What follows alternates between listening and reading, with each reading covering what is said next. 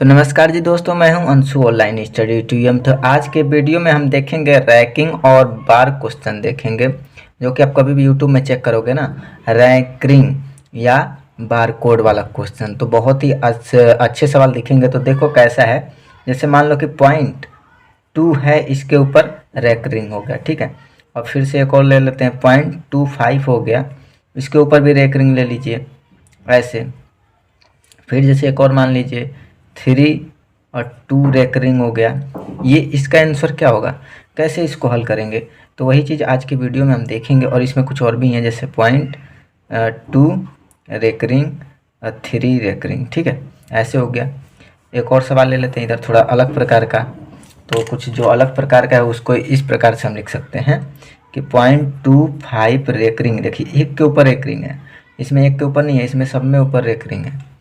तो वही चीज़ हमें यहाँ पे देखना है। एक और ले लेते हैं, 265 रैंकिंग 2 पे हो गया, ठीक है, दो पे हो गया। फिर से इधर ले लेते हैं एक और पे, 126 रैंकिंग 1 पे ले लेते हैं।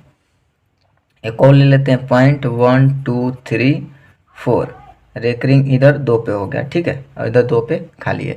अब इसको कैसे हल करेंगे वही चीज़ हम देखेंगे आज की वीडियो में। तो इसमें एक और सवाल होता है कि जो कि आप लोग बहुत ही आसानी से लगा लेते हो।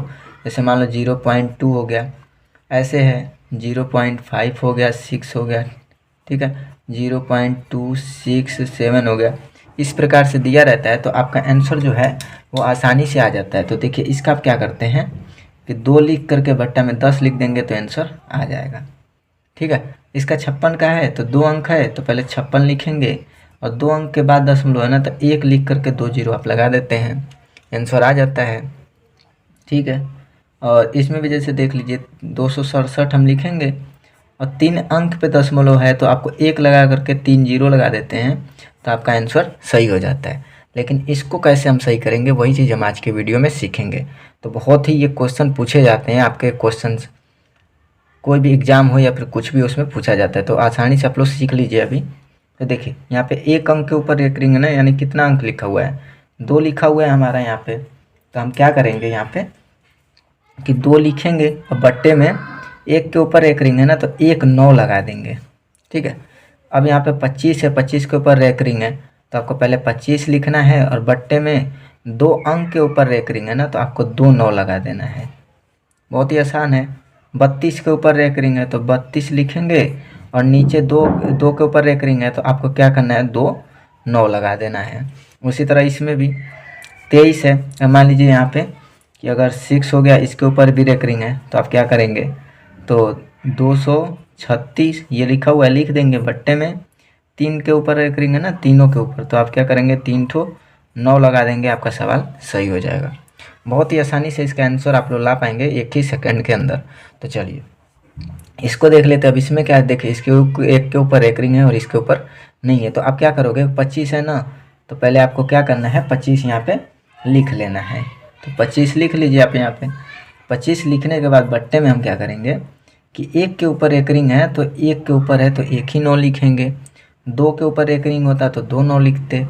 अब यहाँ पे हम देखेंगे कि यहाँ पे 1 के ऊपर रैंकिंग है और 1 के ऊपर रैंकिंग नहीं है, तो 1 के ऊपर है तो हमने लिख दिया, और जिसके ऊपर नहीं है, एक संख्या के ऊपर नहीं है, तो 1 ठो जीरो लगा देंगे।